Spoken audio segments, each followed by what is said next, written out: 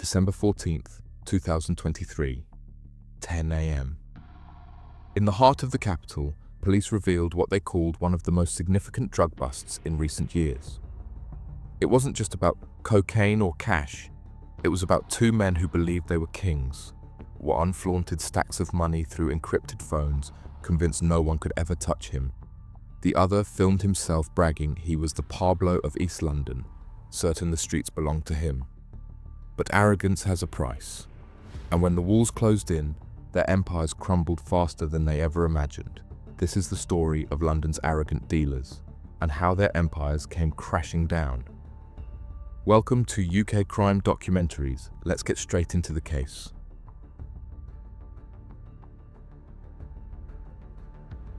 Helios Nanaj's story doesn't begin with cocaine shipments or encrypted devices. It begins years earlier, long before he was called a kingpin or the chief organizing mind of a nationwide drug network. Born in Albania, Nanaj entered the United Kingdom as a teenager under desperate and uncertain circumstances. At just 15 years old, he was smuggled into the country, hidden in the back of a lorry. It was a dangerous journey that many take seeking opportunity, safety, or escape. But for Nanaj, that path soon veered into organized crime. In later years, he would boast openly that he had been involved in criminality for nearly 2 decades, an admission that would hang over him when he finally faced justice. At first glance, his outward life gave little away. He presented himself as a construction laborer, someone blending into London's working class.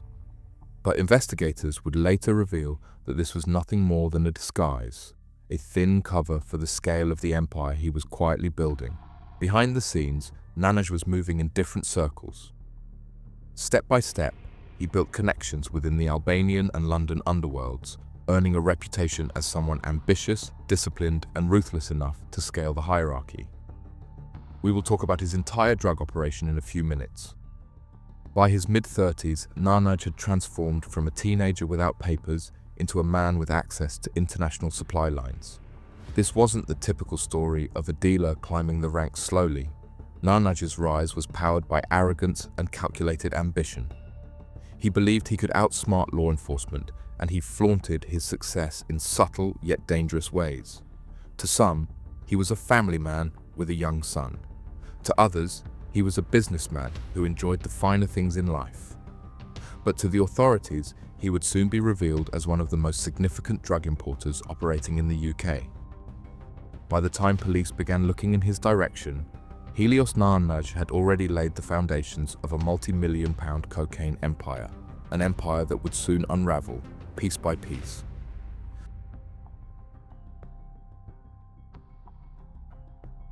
Behind closed doors, Nanaj was no ordinary dealer.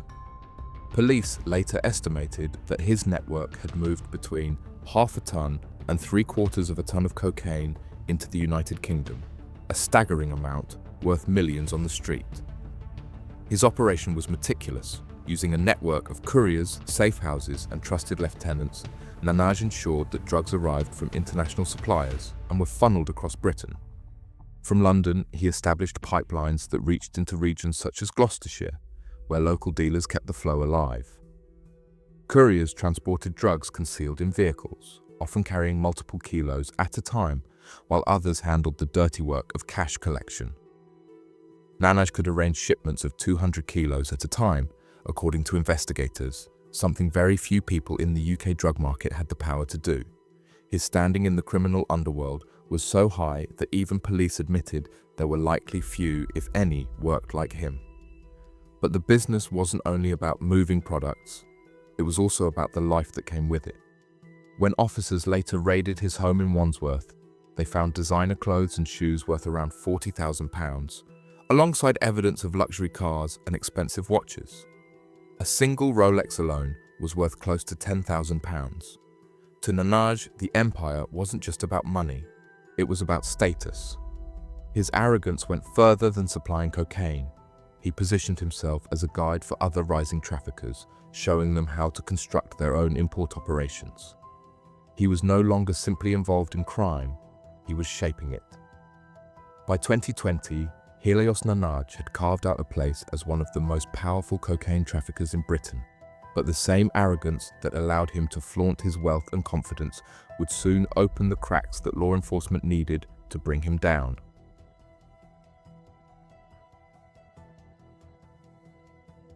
For years, Helios Nanaj operated in the shadows, convinced that his communication lines were untouchable.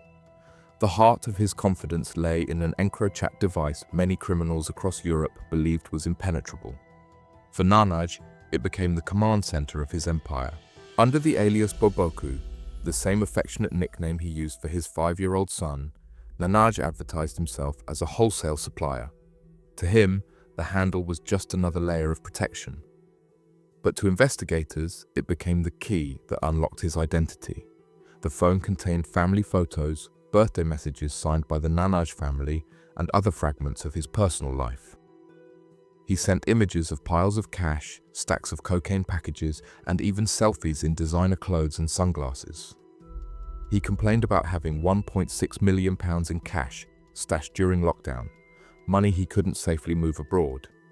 In another message, he admitted to supplying over 500 kilos of cocaine and even used the devices to coach other dealers. What we have already discussed earlier. But Nanaj didn't know what was happening behind the scenes. In May 2020, a joint operation led by Europol and the National Crime Agency cracked Encrochat, and it suddenly became a goldmine of evidence for law enforcement. Every encrypted message from Nanaj was now stored in the hands of investigators. In his arrogance, he had left a digital diary of his empire, and it was only a matter of time before those messages would bring it crashing down.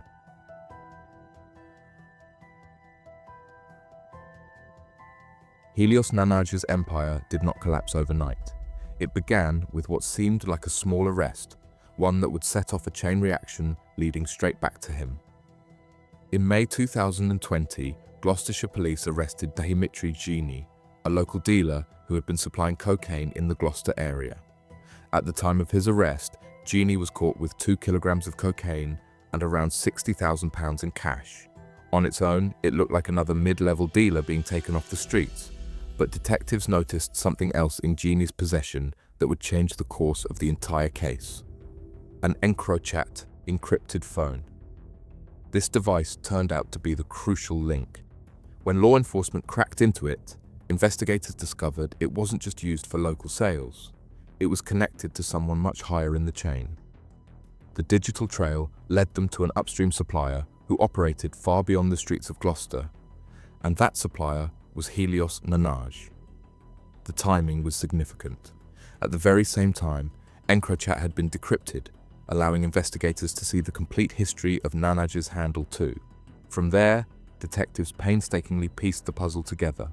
They didn't just rely on the content of the messages, they combined them with cell site analysis and ANPR camera data.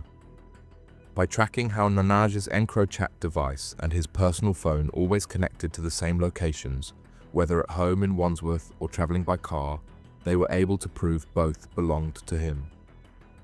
Among the logs was one chillingly ironic message. Nanaj had warned associates that he was pausing shipments into Gloucester because the area was too hot with police activity. He had no idea how accurate that assessment was. Local arrests, his own Encrochat messages, combined with international cooperation, were already closing the net around him. When officers finally executed warrants, the picture of his double life became clear. Inside his Wandsworth apartment, they uncovered signs of luxury we already have discussed. More evidence from the seized devices confirmed what investigators had already uncovered in the decrypted Encrochat messages. Nanaj's involvement in hundreds of kilos of cocaine, along with his desperate attempts to move vast sums of money abroad.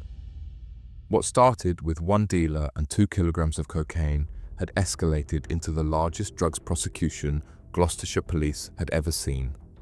And at the top of that chain stood Helios Nanaj, about to face the full weight of the law. But while one empire was collapsing under the weight of evidence, another story was unfolding in East London. One built not on silence, but on arrogance broadcast for all to see.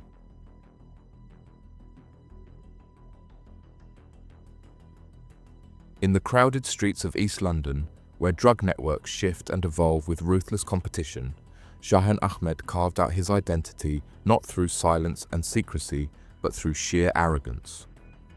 At 34 years old, living on Stevedore Street in Wapping Tower Hamlets, he wanted to be seen, heard, and remembered.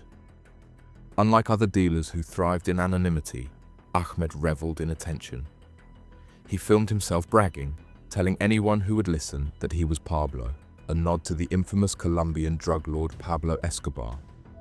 In his mind, he wasn't just another London dealer. He was the one who controlled the streets, the one whose name carried weight across East London, and he even called himself East London's finest, not in whispers, but on recordings later recovered by police. But the reality was far smaller than the image he built. Ahmed didn't run global cartels or command billions. He operated a network of 3 drug lines, and we will talk about it in a few minutes. Still, within that narrower reach, he made himself a presence. Police would later uncover over £600,000 hidden through business accounts, evidence of the profits he was quietly amassing. And yet, what set Ahmed apart wasn't only the money or the drugs, it was the ego. His fascination with Escobar wasn't just about wealth, it was about power, image, and legacy. He wanted to be feared, but more than that, he wanted to be known.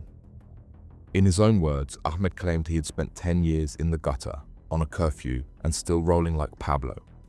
He saw himself as a survivor, a man who had risen from hardship to become untouchable. But in boasting so openly, he drew the very attention that careful traffickers avoid at all costs.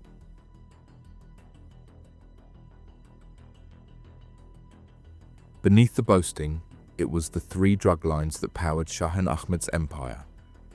Branded under the name Killer, these lines formed the backbone of his network, operating steadily from December 2021 through June 2022. In London's underground drug economy, these lines are everything. They act as the point of contact between addicts or users and suppliers, creating a system where customers simply call or text and drugs are delivered.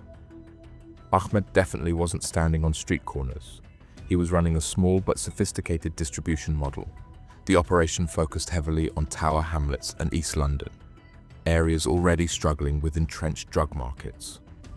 By keeping the lines active day and night, Ahmed ensured a constant flow of heroin and crack cocaine into the community. It was this steady rhythm that gave the illusion of stability and power he so often boasted about. Each line was essentially a business on its own. The phones were passed between trusted associates who knew their role.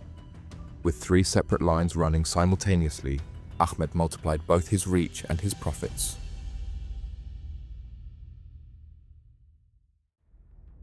For all his arrogance and public bravado, Shahin Ahmed eventually came under the scrutiny of an operation designed specifically to dismantle men like him. The Metropolitan Police had launched Operation Yamata, a long-running strategy aimed at breaking apart London's drug lines and removing those who ran them from the streets. Detectives had already mapped out the growing influence of the Keeler network, identifying the 3 phone lines that controlled the flow of heroin and crack cocaine across Tower Hamlets and East London. Step by step, surveillance closed in, with officers collecting intelligence on Ahmed's movements, associates, and the patterns of his business.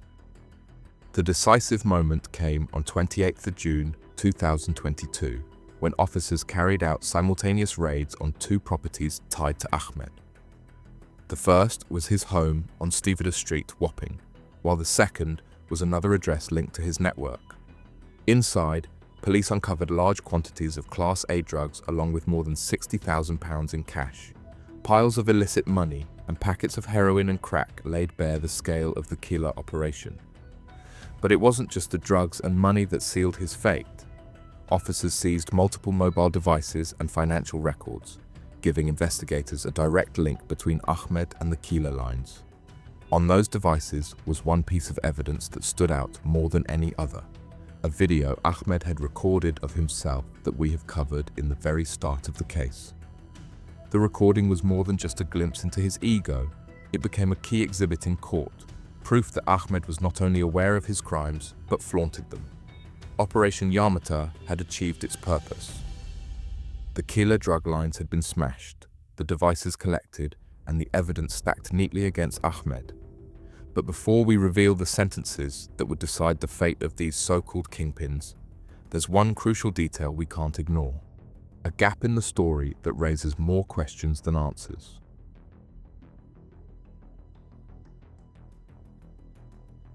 One detail stands out when looking at both of these cases. For Helios Nanaj, we know about one courier or mid-level dealer, Dimitri Genie, whose arrest led to the discovery of the entire network. Beyond him, though, there's little mention of the other couriers or safe housekeepers who must have kept such a vast supply chain moving. Hundreds of kilos of cocaine don't travel the country without dozens of people involved, yet only fragments of that network ever appeared in the courtroom. And for Shahin Ahmed, the gap is even clearer. Police described his operation as running 3 separate drug lines, which would have required runners, phone handlers, and stash locations. But still, no arrests of those middle-level figures have been reported. All the focus was on Ahmed himself. It raises a question. Did police truly dismantle the network, or did they simply remove the most visible face of it? In both cases, the headlines celebrate the capture of a kingpin or a self-proclaimed street boss. But the day-to-day trade of heroin and cocaine depends on the people working beneath them. Without more arrests on that level, can we really say the network was destroyed? Or was it simply disrupted until someone else stepped in? What do you think? Did the police strike at the heart of the problem, or did they only take down the men at the top while the machinery underneath kept turning?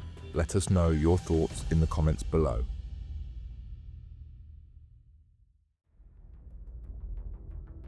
On December 14th, 2023, at Gloucester Crown Court, the culmination of one of Gloucestershire's biggest drug prosecutions came to an end. Prosecutors laid out the case with all the evidence that had already been covered earlier, which painted Nanaj as the chief architect of the operation.